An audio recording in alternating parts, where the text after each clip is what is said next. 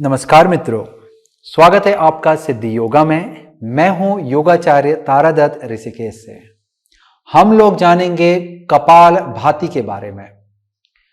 कपाल शब्द, कपाल का मतलब सिर से होता है, जो हिस्सा हमारा अंदरूनी है, हड्डी वाला जो हिस्सा, जिसे हम क्या खोपड़ी भी बोलते हैं।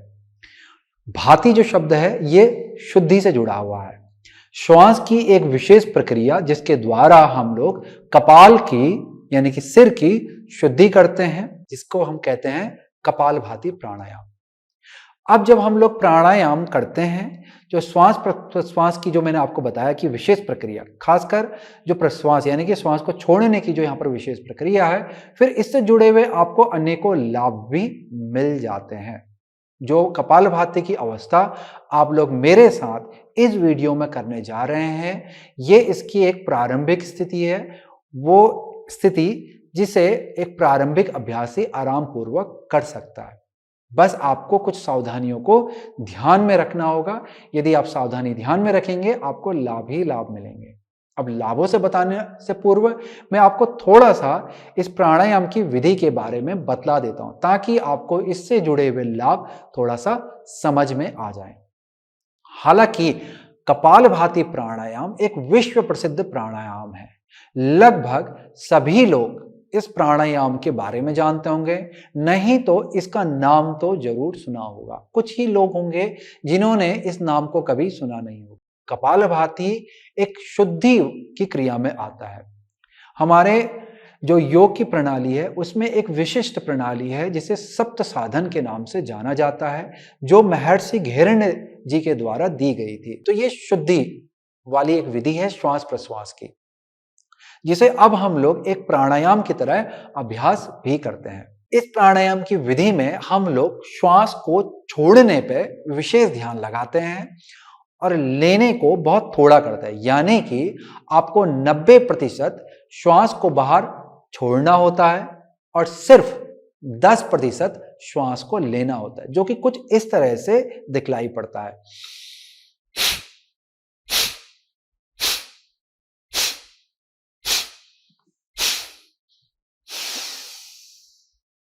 तो आपका ध्यान कहाँ है? छोड़ने पे है। जब मैंने ये प्राणायाम को किया था तो क्या आपको सुनाई दिया श्वास को छोड़ने की आवाज? श्वास को लेने की आवाज नहीं आई, परंतु इसका मतलब ये नहीं है कि मैं श्वास नहीं ले रहा था। मैं यहाँ पे श्वास ले रहा था, परंतु श्वास को छोड़ने पे इसका वेग इतना ज्यादा था, जैसे कि मैंने आपको बताया कि 90% तक हम श्वास को छोड़ते हैं, तो श्वास का वेग इतना ज्यादा था कि आपको छोड़ने की आवाज सुनाई दे रही थी और सिर्फ 10% मैं श्वास को ले रहा था। आगे विधि को मैं आपको अच्छी तरह से समझा दूंगा, सिर्फ आपको मैंने इसको थोड़ा सा दिखलाना था, ताकि अब मैं यदि आपको लाभों के बारे में बताऊं तो आपको इसके लाभ समझ में आ जाए। चलिए मैं आपको इसके लाभ के बारे में बतलाता हूं। अब ध्यान दीजिएगा, जैसे कि मैंने आपको यहां पर दिखलाया कि श्वास को छोड़ने की प्रक्रिया पर हम विशेष ध्यान रखते हैं। अब जब हम लोग श्वास को छोड़ते हैं, श्वास को छोड़ने से क्या होता है? शुद्धि होती है। ठीक है, अब यहां पर शुद्धि किस चीज की हो रही है? प्राण की हो रही है। अगर हम सामान्य साइंटिफिक भाषा में बोलें तो हम कार्बन डाइऑक्साइड को ज्यादा से ज्यादा शरीर से बाहर निकाल रहे हैं, तो लगभग हर कोई यही समझता है। परंतु यदि आप इसके सूक्ष्म तत्व की ओर जाएंगे, श्वास और प्रश्वास लेने की जो प्रक्रिया है इसके सूक्ष्म रूप की ओर जाएंगे, तो आप कुछ और यहां पर एक ऑक्सीजन और कार्बन डाइऑक्साइड से बहुत कुछ ज्यादा समझ जाएंगे। जब भी आप श्वास लेते हैं तो आप इस ब्रह्मांड से जितनी भी सकारात्मक ऊर्जा है या जो भी ऊर्जा आप ग्रहण करना चाहते हैं वो प्राप्त करते हैं, उसे लेते हैं। और जब भी आप श्वास छोड़ते हैं, जो शरीर में जो नकारात्मक ऊर्जा है और जो अशुद्ध वायु है उसे बाहर को छोड़ते हैं, नकारात्मकता को बाहर को छोड़ते हैं, या जो भी आप अपने शरीर मन मस्तिष्क से बाहर निकालना चाहते हैं उसे छोड़ते हैं। इसके अलावा जब आप श्वास को छोड़ रहे थे तो आपके शरीर से क्या है, जो दूषित गैस है वो निकलती है, तो खून में शुद्धि होती है। और खून में शुद्धि होने से क्या होगा? आपको सबसे पहले आपकी जो त्वचा रोग जो लोगों को हो जाते हैं, चेहरे में दाने, फोड़े, फुंसी इत्यादि हो जाते हैं, उनसे आपको मुक्ति मिलेगी, तो ये उनको ठीक करेगा। इसका जो अभ्यास है वो आपके फेफड़ों की क्षमताओं को बढ़ाएगा। तो कोई भी यदि आपको भविष्य में, जैसे कि भविष्य में आपको संक्रमित रोग वाली जो बीमारी होती है, जो वायरस से होती है, जिससे आपके फेफड़ों में दिक्कत आती है, आपके फेफड़े मजबूत हो जाएंगे, तो क्या होगा आगे जाकर के कभी आपको ऐसी कोई बीमारी लगती है तो वो बहुत बहुत ही छोटे समय तक आपके शरीर पर रहेगी और जल्दी ही चली जाएगी, या फिर आपको ज्यादा विचलित नहीं कर पाएगी और हो सकता है कि वो आपको हो ही ना। तो आपको ये लाभ मिलता है। इस जो प्रक्रिया को हम करते हैं तो ये प्रक्रिया में हमारा पेट भी इस कार्य में कार्यरत होता है। पेट से ऊपर हमारे फेफड़ों से नीचे एक मांसपेशी का पिंड होता है जिसे हम डायाफ्राम कहते हैं। वो जो पिंड है वो ऊपर नीचे जाता है इस श्वास और प्रश्वास की प्रक्रिया के साथ। तो जब वो ऊपर नीचे जाता है तो वो हमारे क्या है कि आमाशय, लीवर और आसपास के जो अंग हैं उनको भी सक्रिय करता रहता है, उनके कार्यों की क्षमता को भी बढ़ाता रहता है। और हमारे पेट की मांसपेशियां भी सक्रिय हो रही है, तो ये सक्रियता का भी आपको लाभ मिलेगा। तो पेट से संबंधित आपको छोटी मोटी समस्याएं दूर हो जाएंगी और भविष्य में भी आपको पेट से संबंधित समस्या जल्दी से नहीं होंगी। तो ये पेट की बीमारियों को भी दूर करता है। जमा हुआ जो वसा है यानी कि फैट जो है उसको भी कम करने के लिए मदद करेगा और पेट संबंधी अन्य भी छोटी मोटी बीमारियों को दूर करेगा। आपकी पाचन प्रणाली को ये सुधारेगा और अन्य जो अंग हैं पेट के अंदर उनके कार्यों को भी ये बढ़ाएगा। तो ऐसे आपको अनेकों फायदे कपालभाति से देखने के लिए मिलते हैं। चलिए, फायदे तो आपने जान लिए, अब जानते हैं कुछ सावधानियां कपालभाति के अभ्यास से पूर्व। कपालभाति उन लोगों को बिल्कुल भी नहीं करनी चाहिए जिन्हें अभी वर्तमान में हृदय संबंधी या उच्च रक्तचाप संबंधी कोई बड़ी समस्या चल रही है। इसके अलावा यदि आपको पेट से संबंधित कोई बहुत बड़ी समस्या चल रही है या कोई माता बहनों को मासिक धर्म चल रहा है या फिर कोई माता और बहनें गर्भवती हैं, तो गर्भधारण के 3 महीने के बाद में जैसे ही शिशु अपना रूप लेने लगता है उसके बाद कपालभाति को आपने नहीं करना है। यदि आप पहले से ही अभ्यासी हैं तो किसी योग्य शिक्षक के साथ में ही इस अभ्यास को दोहराएं, स्वयं से इस अभ्यास को ना करें। और अभ्यास शुरुआत में जैसे ही आपको पता चलता है कि आपका गर्भधारण हो चुका है, शुरुआत के 3 महीने भी अभ्यास को आपने बहुत ही ध्यान से धीरे धीरे करना है और बहुत ज्यादा मात्रा पे नहीं करना है। और 3 महीने के पश्चात तो इस अभ्यास को स्वयं से तो बिल्कुल ना करें। यदि आपके साथ में कोई प्रशिक्षक है जो आपकी स्थिति के अनुसार कि आपका शरीर पे अभी वजन कितना है, आपकी सेहत किस तरह की है, तो उसके हिसाब से वो आपको बतलाएगा कि आपको अभ्यास करना चाहिए तो कितना करना चाहिए या नहीं करना चाहिए, पर स्वयं से इस अभ्यास को बिल्कुल भी ना करें। तो इन विशेष सावधानियों को आपने ध्यान में रखना है। साथ ही यदि आपको सिर दर्द हो रहा है, माइग्रेन हो रहा है, तब भी इस अभ्यास को ना करें। कोई ऐसी आपको समस्या चल रही है जिससे आपको नाड़ियों से संबंधित कोई ऐसी समस्या आपको चल रही है जिससे आपकी उत्तेजना, जो आपकी ऊर्जा है वो बहुत ज्यादा बढ़ जाती है, एकदम से बहुत ज्यादा हो जाती है, तो ऐसी कोई बीमारी आपको उससे संबंधित चल रही है तो इस अभ्यास को ना करें, क्योंकि ये आपको शांत करने वाला प्राणायाम नहीं है, ये आपकी ऊर्जाओं को जागृत करने वाला प्राणायाम। परंतु जिसकी ऊर्जा पहले से बढ़ करके बहुत ही सक्रिय रूप में बढ़ रही है, जिससे उन्हें कोई बीमारी हो चुकी, कोई समस्या आ गई है, तो उन लोगों के लिए ये प्राणायाम बिल्कुल भी नहीं है। तो ये थी सावधानियां। यदि आपको इनमें से कोई भी समस्या नहीं है तो आप इस प्राणायाम को करने के अधिकारी हैं, और जिनको कोई भी उनमें से समस्या है तो वो उन प्राणायाम को करें जिनसे आपको इन चीजों में लाभ प्राप्त होगा। ध्यान रखें, उन प्राणायाम को करें जिनसे आपको इन चीजों में लाभ प्राप्त होगा। तो वहां से जब आप लाभ ले लेंगे, आप सही हो जाएंगे, तो फिर कपालभाति आप आराम पूर्वक कर सकते हैं। चलिए, अब हम लोग जानते हैं कपालभाति की विधि। जैसे कि मैंने आपको पहले बतला दिया है कि कपालभाति जो प्राणायाम है इसमें हम श्वास को छोड़ने की प्रक्रिया पर विशेष ध्यान लगाते हैं। 90% श्वास को छोड़ते हैं, 10% श्वास को लेते हैं। विधि को करने से पूर्व आपको ध्यान देना है जो आपके बैठने का तरीका है वो सही होना चाहिए, सरल होना चाहिए। कोई भी सुगम आसन में जो कि आपके लिए आसान हो उसमें आकर के आप बैठ जाएं और कपालभाति को करते वक्त, विशेष रूप से कपालभाति को करते वक्त आपको मेरुदंड को बिल्कुल सीधा रखना है। ये जो आपका पसली वाला जो भाग है ऊपर से लेकर के नीचे तक, ये एकदम से खुला होना चाहिए, आगे की तरफ से भी और पीछे की तरफ से। आपकी जो पसलियां हैं वो आगे से भी होती हैं और पीछे से भी होती हैं। ना ही संकुचन यानी कि दबाव आगे की तरफ होना चाहिए और ना ही संकुचन पीछे की तरफ होना चाहिए। बिल्कुल मेरुदंड सीधा हो और पसलियों में ना आगे की तरफ ना पीछे की तरफ ना ही बगल पे किसी भी तरह का दबाव नहीं होना चाहिए। सिर जो है आपका एकदम से सीधा रहेगा।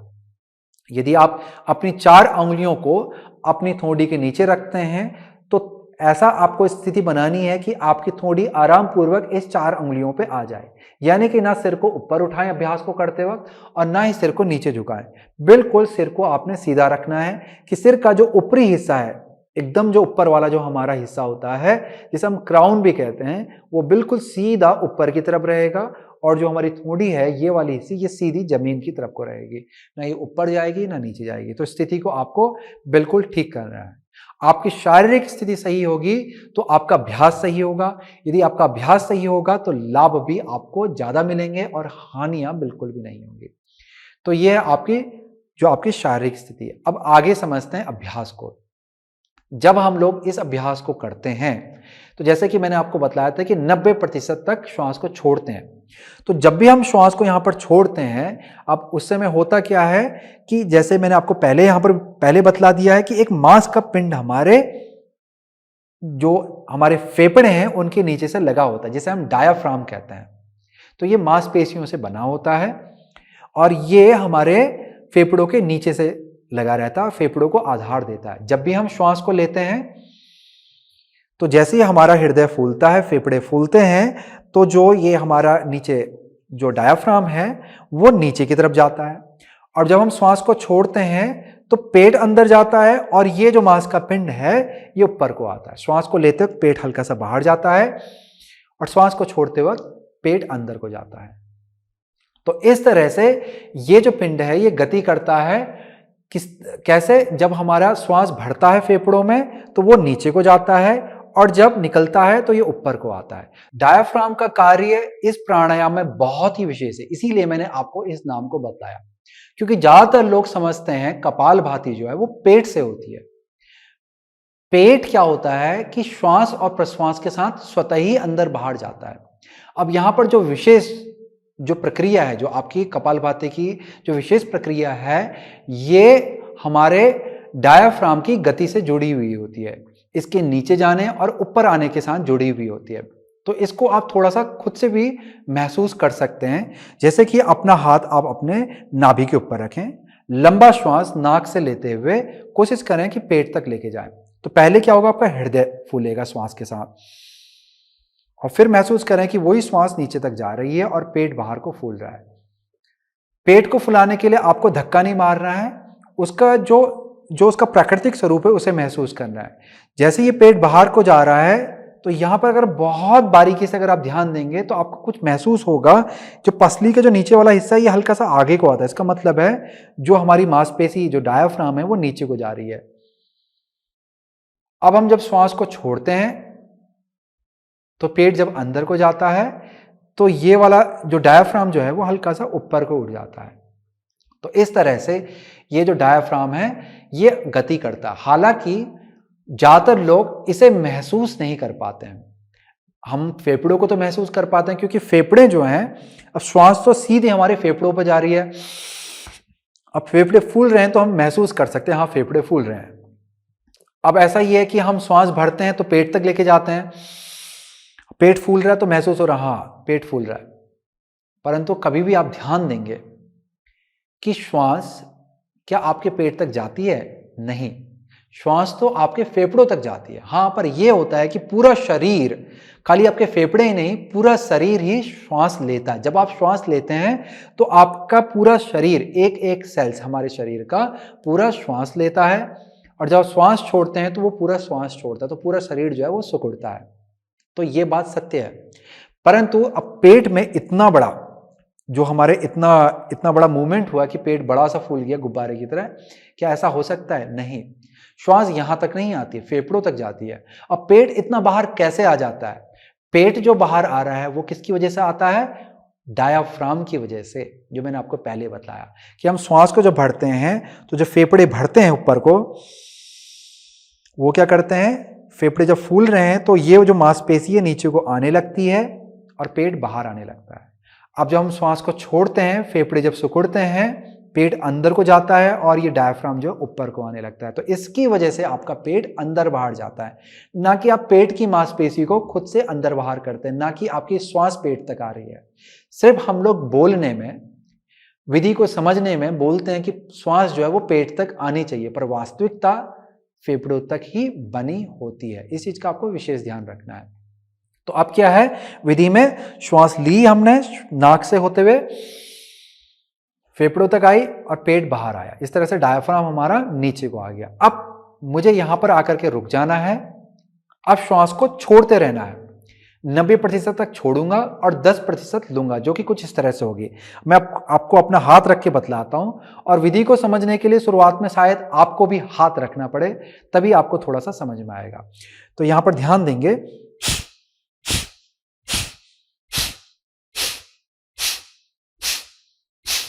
तो इसकी सही विधि में आपका पेट अंदर बाहर नहीं जा रहा है, आपका पेट ऊपर नीचे जा रहा है। यदि आप हृदय के ऊपर वाले हिस्से पे ध्यान देंगे तो आपका जो हृदय है वो पेट के साथ, जब पेट अंदर जा रहा है यानी कि वो ऊपर को आ रहा है, तो आपका हृदय भी ऊपर की तरफ को जाता है। जब आपकी विधि सही होगी तो आपका शरीर कुछ इस तरह से लगेगा। ध्यान से देखिएगा दोबारा से। अगर आप मेरे ये वाले हिस्से को ठीक से देख पा रहे हैं या फिर कंधों को देख पा रहे हैं, तो आप देखेंगे कि यहां से ये वाला हिस्सा जो है ये ऊपर की तरफ को उछाल मार रहा है।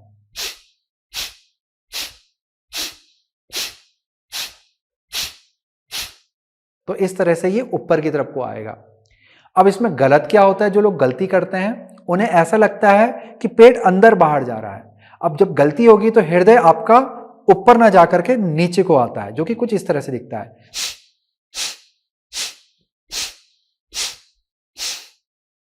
तो अगर आप इस तरह से अभ्यास को जानते हैं या करते हैं तो ये अभ्यास आपका ठीक नहीं है।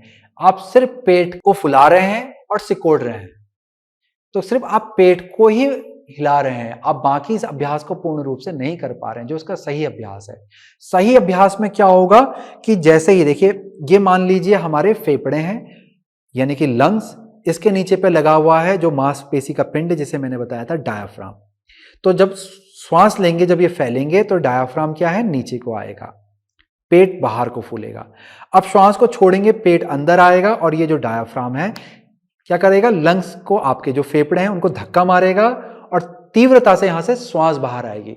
तो क्या होगा, मैक्सिमम प्यूरिफिकेशन होगा, अधिकतम शुद्धि होगी आपके फेफड़ों की। जो भी गंदगी है फेफड़ों की वो चली जाएगी, फेफड़ों में सक्रियता आएगी। आपको ज्यादा से ज्यादा जो भी लाभ मैंने आपको बताए वो आपको अधिकतम रूप में दिखलाई पड़ेंगे।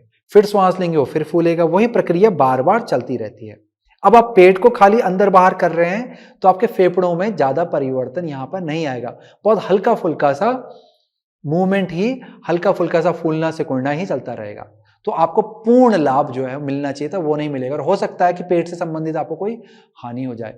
तो सही विधि को समझिए। दोबारा से मैं आपको पूर्ण विधि दिखला देता हूं, ध्यान पूर्वक देखिएगा, मेरे श्वास की आवाज को भी ध्यान से सुनिएगा। श्वास लूंगा, नाक से पेट तक आएगी, यानी कि मेरे को फेफड़ों को पूरा फैलाना है ताकि मेरा डायफ्राम नीचे जाए और पेट बाहर आ सके। अब यहां से मैं अभ्यास को शुरू करूंगा।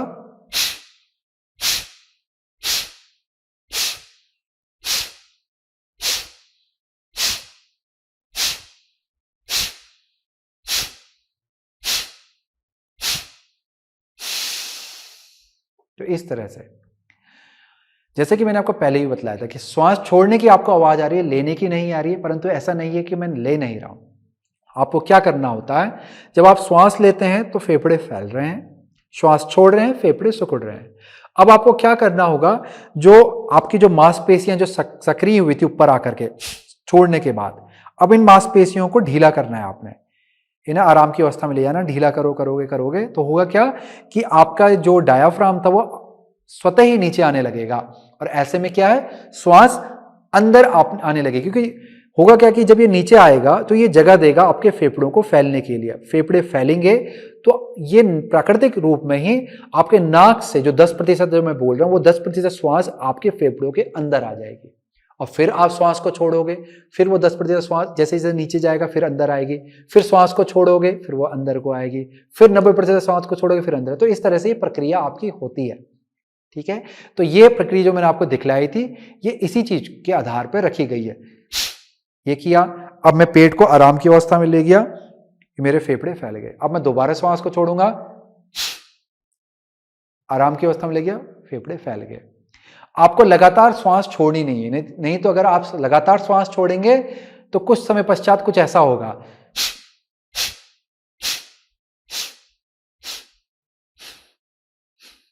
आपके अंदर श्वास ही नहीं बचेगी। तो आपको क्या करना है, पेट की मांसपेशियों को ढीला छोड़ना ताकि आपका डायफ्राम नीचे आ पाए, फेफड़े फैल पाए, श्वास अंदर आ जाए। तो विधि को आप समझ गए हैं, सारी चीजें मैंने आपको यहां पर बतला दी है। चलिए अब हम लोग धीरे से अभ्यास की ओर को बढ़ते हैं। अभ्यास के लिए जैसे कि मैंने आपको पहले बता दिया था कि शारीरिक स्थिति को जैसे मैंने आपको समझाया था उसके हिसाब से आपको बनाना है, यानी कि आपको आराम पूर्वक किसी आरामदायक आसन में बैठना है, मेरुदंड को सीधा रखेंगे और हृदय को अच्छे से फैला के रखेंगे। हथेली आपके जंघा के ऊपर रहेगी। शुरुआत में आपको कोई मुद्रा पे जाने की जरूरत नहीं है, आराम पूर्वक हथेलियों को जंघा पे रखें। अब सबसे पहले श्वास को भरते हुए नाक से भरेंगे, मुंह को बंद रखेंगे और श्वास को फेफड़ों को फैलाते हुए श्वास को नीचे तक लाएंगे, यानी कि आपका जो डायफ्राम है नीचे तक आएगा, पेट फूलेगा। आप एक हाथ यानी कि अपना दाहिना हाथ अपने पेट के ऊपर रख सकते हैं। अब यहां से हम छोड़ने की प्रक्रिया शुरू करेंगे। श्वास ले लें अगर आपने ली नहीं है। अब शुरू करेंगे।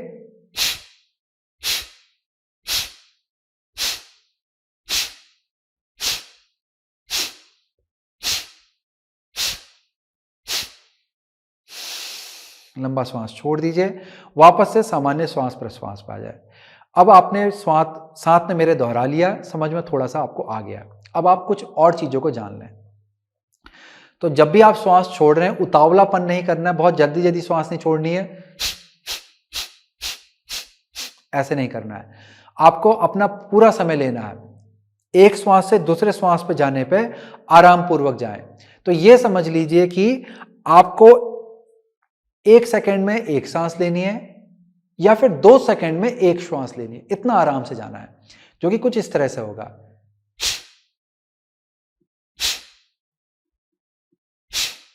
तो यदि आप प्रारंभिक अभ्यासी हैं, शुरुआत में श्वास को धीरे धीरे ही छोड़ें ताकि आपको लाभपूर्ण मिल सके और हानि ना हो। और जितना धीमा अभ्यास जाएगा उसका फायदा भी उतना अच्छा होता रहता है। हालांकि तेज श्वास लेने का भी अपना अलग फायदा है, परंतु शुरुआत आपकी धीमी ही होनी चाहिए। जैसे कि मैंने आपको पहले बताया, शुरुआत में ऐसा करें कि जैसे कि आप 2 सेकंड में एक श्वास ले रहे हैं या 3 सेकंड में एक श्वास ले रहे हैं, फिर 2 सेकंड में एक श्वास पे आइए, फिर 1 सेकंड में एक श्वास आइए। अभ्यास आपका अच्छा होता रहेगा तो फिर आप 1 सेकंड में 2 श्वास भी ले सकते हैं, परंतु बहुत ज्यादा श्वास लेने की जरूरत नहीं है।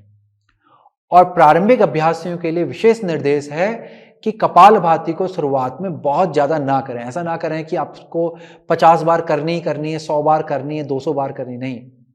इसे 3 हिस्सों में विभाजित कीजिए कि आप पहला हिस्सा कीजिए, जैसे कि एक पहला राउंड है आपका, और उसमें आपने ज्यादा से ज्यादा अधिकतम शुरुआत में 15 से 20 श्वास को लेना है। उसके बाद आराम से अपने सामान्य श्वास प्रश्वास की अवस्था में आ जाएं, कुछ देर रुकें, आराम करें, फिर अभ्यास को शुरू करें। फिर दूसरा भाग शुरू करेंगे, फिर 15 से 20 बार श्वास लेंगे, फिर आराम की अवस्था में आ जाएं, फिर तीसरा भाग शुरू करेंगे, आराम की अवस्था में आ जाए। तो ऐसे 20-20 करके आप 60 बार कर सकते हैं और आपको लाभ इसके अच्छे मिलेंगे और हानि बिल्कुल भी नहीं होगी। अब शुरुआत में आप एक एक बार में 50, 60, 100 करने जाएंगे तो आपको हो सकता है कि हानि हो जाए। तो शुरुआत में आपको अभ्यास को धीरे धीरे करते ही बढ़ाना है। तो इस चीज को आपको विशेष रूप से ध्यान देना। चलिए, तो हम भी अपने अभ्यास को 3 भागों में विभाजित करते हैं और पहला भाग शुरू करते हैं। तो पीठ को सीधा कर लें, वापस से हृदय को खोल लें, कंधों को नीचे रखें आराम की अवस्था में, आंखें बंद कर लें, पूरे शरीर को ढीला छोड़ें, सिर्फ आपकी कमर सीधी रहेगी, हृदय खुला हुआ रहेगा। आराम पूर्वक आपको अब लंबा श्वास नाक से पेट तक लेना है। यदि आपको श्वास को महसूस करने के लिए हाथ पेट में रखने की जरूरत है तो शुरुआत में प्रारंभिक अभ्यासी अपना हाथ पेट के ऊपर रख सकते हैं। अब लंबा श्वास लेकर के पेट तक श्वास को लाइए। अभ्यास को साथ में शुरू करेंगे।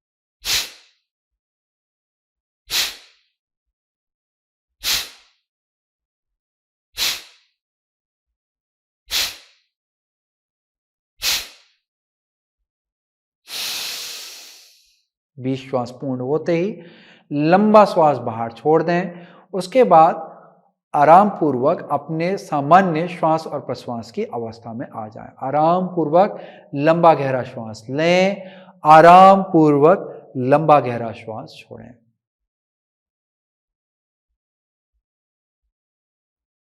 अब धीरे से अपनी आंखों को खोलेंगे। तो हमने इसके एक भाग के अभ्यास को पूर्ण किया, ऐसे ही हम लोग अब इसके दो भाग को और करेंगे।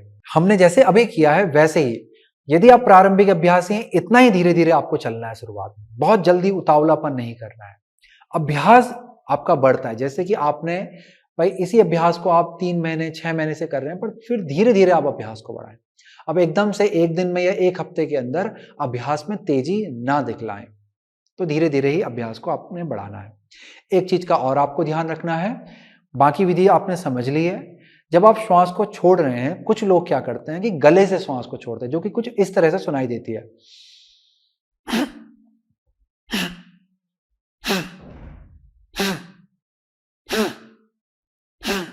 अगर इस तरह से आपके गले से ध्वनि उत्पन्न हो रही है तो इसका मतलब है आप गलती कर रहे हैं। आपकी जो श्वास नली है वो आहार नाल के ही आसपास होती है, तो लोग ये गलती को दोहरा देते हैं। श्वास को वो श्वास नली के द्वारा ना छोड़ करके वो आहार नाल की तरफ से छोड़ना शुरू कर देता है। इसी वजह से गले की तरफ से ये ध्वनि उत्पन्न होती है। तो आपको क्या है, श्वास नली से ही इस श्वास को छोड़ना है और गले से किसी भी तरह की आवाज ना आए, इसका आपको ध्यान देना है। और हाँ, इसके साथ आपको यह भी ध्यान देना है कि जब आप इस प्राणायाम को कर रहे हैं तो आपकी आंखें धीरे से बंद रहें और चेहरे की मांसपेशियां एकदम से ढीली रहें, आराम पूर्वक रहे। आपको चेहरे को या आंख को भींचना नहीं है।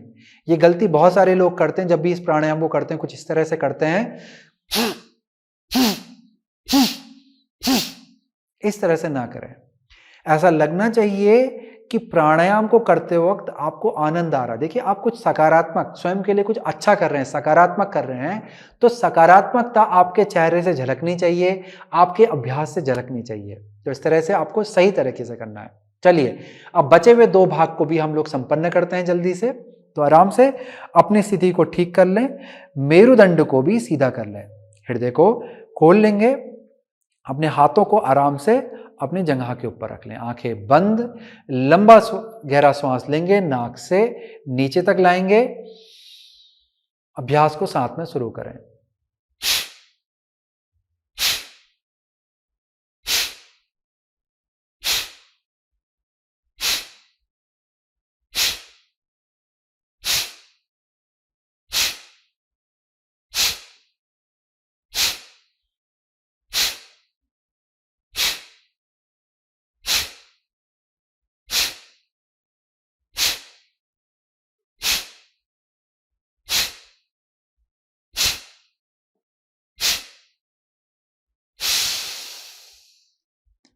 बीस श्वास पूर्ण होते ही धीरे से लंबा श्वास छोड़ें और उसके बाद श्वास की सामान्य अवस्था पे आ जाए। आराम पूर्वक श्वास लें, श्वास छोड़ें, आंखों को बंद रखें। और प्राणायाम के अभ्यास से जो आपको अब लाभ मिल रहा है, आनंद मिल रहा है अपने अंदर, उसे महसूस करें। स्थिति को बनाए रखेंगे, आराम पूर्वक आपका श्वास और प्रश्वास चलता रहेगा। चलिए इसके तीसरे भाग को भी अब हम लोग पूर्ण करते हैं। दोबारा से लंबा गहरा श्वास लेंगे, श्वास को पेट तक लाएं। अब अभ्यास को शुरू करेंगे।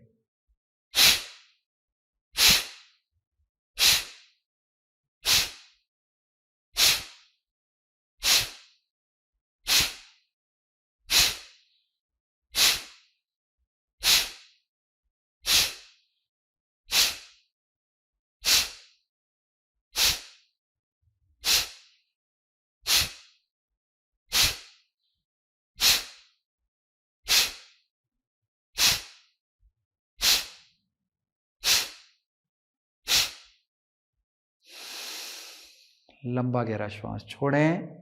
इसके बाद अपने श्वास प्रश्वास की सामान्य प्रक्रिया में आ जाएं।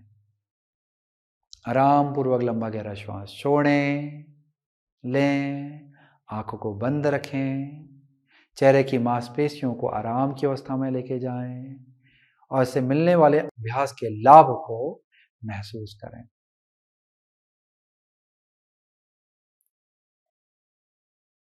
अब धीरे से अपनी आंखों को खोलेंगे।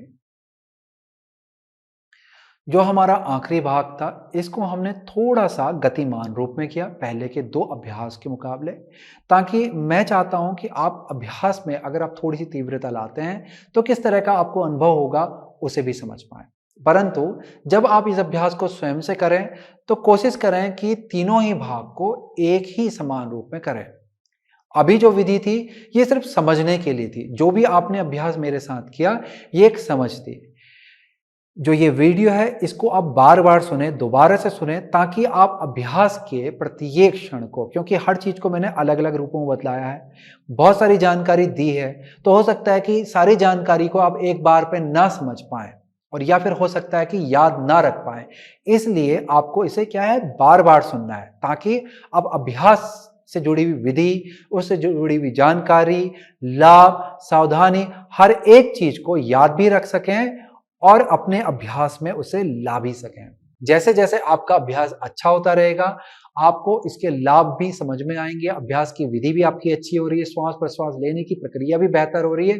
फिर धीरे धीरे प्रत्येक भाग में उसका विस्तार करते रहें। यानी कि यदि आप शुरुआत में 15 से 20 कर रहे हैं, फिर धीरे से 20 से 25 जाएं, 25 से फिर 30 जाएं, ऐसे करते हुए धीरे धीरे आप अपने अभ्यास को बढ़ाएं। तो यदि आप इस तरह से अभ्यास करेंगे तो जैसे कि मैंने आपको पहले बताया है कि आपको इसके लाभ ज्यादा से ज्यादा मिलेंगे और हानियां कम से कम होंगी या फिर नहीं होंगी। और पूर्ण लाभ जब आपको प्राप्त होगा तब आप देखेंगे कि जो प्राणायाम को जो सही रूप है वो आपके शरीर और मन मस्तिष्क में दिखलाई पड़ेगा। तो चलिए, ये सारी जानकारी थी कपालभाति से जुड़ी हुई। इसी के साथ करता हूं मैं इस वीडियो की समाप्ति। नमस्कार।